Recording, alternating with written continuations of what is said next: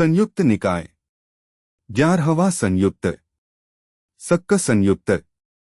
सक्क संयुक्त में 25 सूक्त हैं। इनमें देवराज शक्र, जिन्हें सक्क या इंद्र भी कहते हैं, की कथाएं हैं। शक्र देवताओं के राजा हैं और भगवान बुद्ध के परम भक्त हैं। पहला वग्ग। पहला सूक्त। सुवीर। एक बार देवताओं और असुरों में महायुद्ध हुआ। असुर बहुत शक्तिशाली थे। देवराज शक्र अपनी सेना के साथ युद्ध में उतरे। जब युद्ध में कठिन समय आया तो शक्र ने अपनी सेना से कहा, पीछे मत हटो, आगे बढ़ो। परंतु असुरों की शक्ति के सामने देवता डगमगाए। शक्र ने सोचा, मैं भगवान का उपासक हूं, मुझे क्रोध से नहीं धैर्य से काम लेना चाहिए। उन्होंने युद्ध रोक दिया और असुरों से संधि की। बाद में उन्होंने भगवान से यह घटना बताई। भगवान ने उनकी प्रशंसा की। दूसरा सूक्त। सुसीन।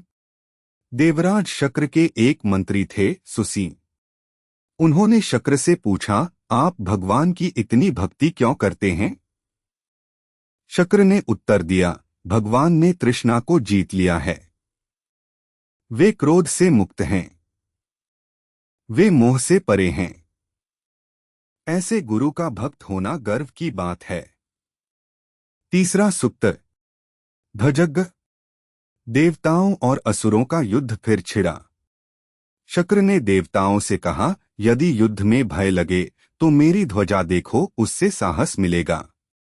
बाद में भगवान ने भिक्षुओं से कहा, वन में या एकांत में यदि भय लगे तो बुद्ध, धर्म और संघ का स्मरण करो, उससे तुम्हारा भय दूर होगा। चौथा सूक्त। वेपचित्ती। देवताओं और असुरों के बीच एक बहस हुई, कौन अधिक बलवान है। असुरराज वेपचित्ती ने शक्र को कहा, चलो, जो अधिक कठोर बात कहे वह जीते। शक्र ने उत्तर दिया, मैं कठोरता से नहीं जीतना चाहता, क्षमा और शांति से बात करना श्रेष्ठ है। वेपचित्ती ने कहा, तो क्या तुम डरते हो? शक्र, डर नहीं, बुद्धि है। जो शांति से सुनता है वह शक्तिशाली है। पांचवां सूक्त। सुभाषित। शक्र ने एक बार भगवान से पूछा, जय और पराजय में क्या अंतर है? भगवान, जो क्रोध से जीतता है वह वास्तव में हारता है।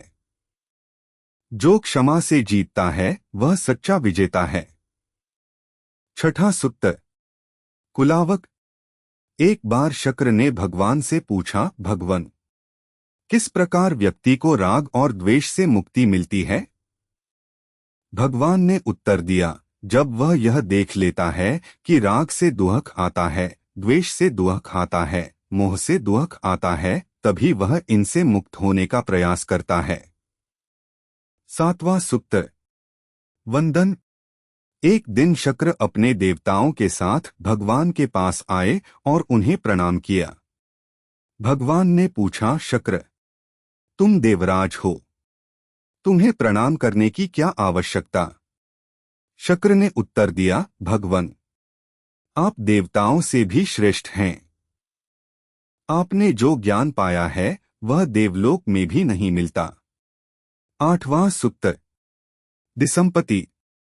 शक्र ने भगवान से पूछा, भगवन, संसार में इतना दुहक क्यों है? भगवान, ईर्ष्या और कंजूसी के कारण। जो दूसरों से ईर्ष्या करता है और देने में कंजूसी करता है वह स्वयं दुहखी होता है और दूसरों को भी दुहखी करता है। नौवां सूक्त। महाली। महाली लिच्छवी राजकुमार ने भगवान से पूछा, क्या शक्र ने सच में भगवान की स्तुति की थी? भगवान ने शक्र के बारे में बताया, उनके पूर्व जन्म की साधना, उनके 7 नाम, उनके गुण। 10वां सूक्त। गोधा। गोधा नामक एक असुर था। शक्र ने गोधा के बारे में भगवान से पूछा, इसने पूर्व जन्म में क्या किया था जो यह असुर बना? भगवान ने बताया, उसने पहले श्रद्धा रखी, फिर उसे खो दिया, इसीलिए उसे असुर का जन्म मिला। दूसरा वग्ग। 11वां सूक्त। शक्र का पूर्व जन्म। भगवान ने बताया कि शक्र पूर्व जन्म में एक साधारण मनुष्य थे। उन्होंने 7 प्रतिज्ञाएं लेकर जीवन जिया था। पहली, माता पिता की सेवा करूंगा। दूसरी, परिवार के बड़ों का सम्मान करूंगा। तीसरी, मृदु वाणी बोलूंगा। चौथी, निंदा नहीं करूंगा। पांचवी, कंजूसी नहीं करूंगा। छठी, सत्य बोलूंगा। सातवीं, क्रोध पर नियंत्रण रखूंगा। इन 7 प्रतिज्ञाओं के पालन से वे देवराज शक्र बने। 12वां सूक्त। शक्र के प्रश्न। शक्र ने भगवान से कई प्रश्न पूछे। मनुष्य क्यों एक दूसरे से लड़ते हैं? देवता भी क्यों आपस में झगड़ते हैं?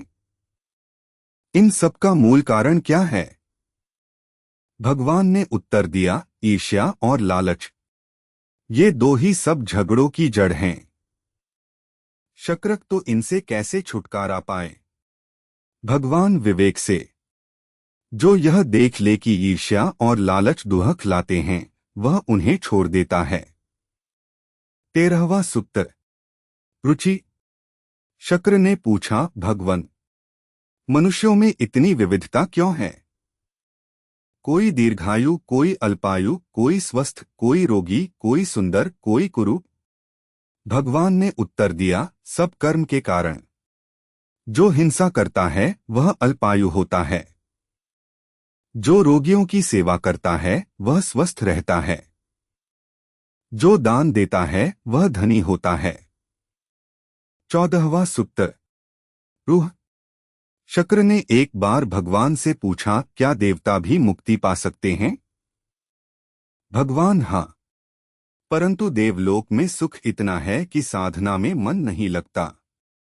मनुष्य जन्म श्रेष्ठ है क्योंकि यहाँ दुख भी है और साधना की प्रेरणा भी। 15वां सूक्त। यशोज।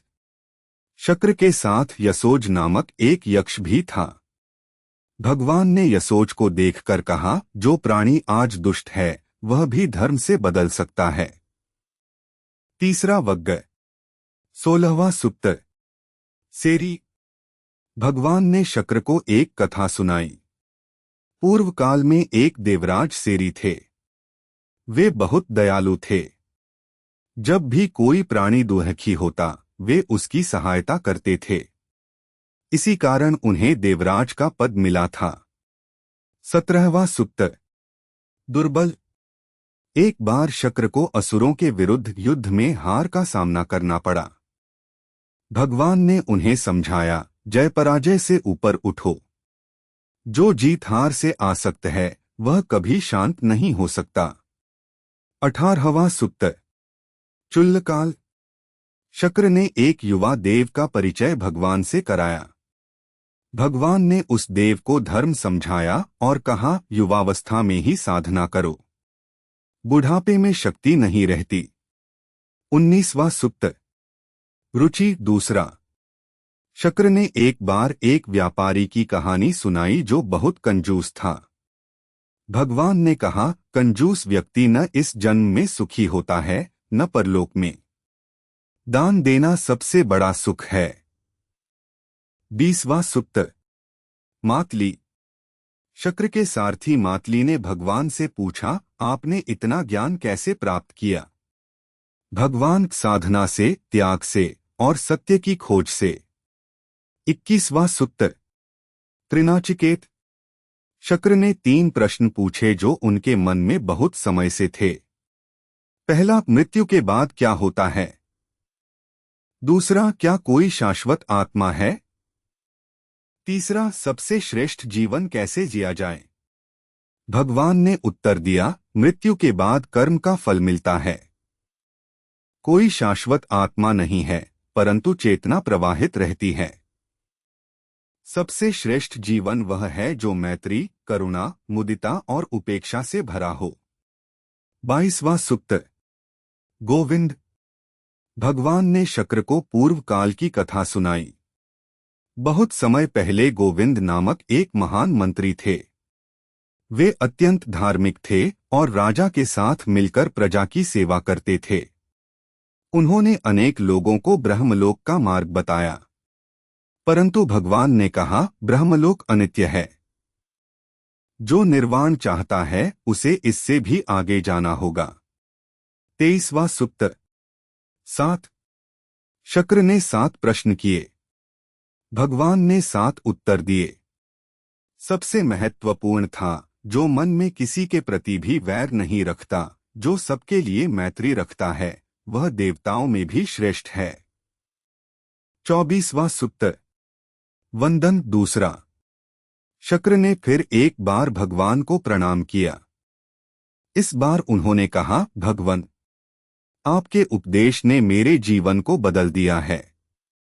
पहले मैं सोचता था कि शक्ति और बल ही सब कुछ हैं, परंतु अब मैं समझता हूं कि क्षमा और प्रेम ही सच्ची शक्ति हैं। 25वां सूक्त।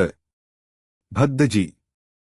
शक्र के एक और प्रश्न का उत्तर देते हुए भगवान ने बताया कि किस प्रकार दान, शील और भावना से जीवन सुंदर बनता है। जो दूसरों को देता है उसे मिलता है, जो दूसरों से प्रेम करता है उसे प्रेम मिलता है, जो दूसरों के दुख में सहायता करता है उसे दुख में सहारा मिलता है। शक्र ने यह सुनकर भगवान की शरण ली। इस प्रकार सक्क संयुक्त समाप्त होती है। इन 25 सूक्तों में हम देखते हैं कि देवराज शक्र जैसे शक्तिशाली देव भी भगवान के सामने नतमस्तक थे।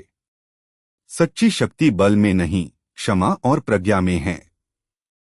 इसके साथ ही संयुक्त निकाय की पहली 5 पुस्तकें सगाथ वग्ग पूरी होती हैं।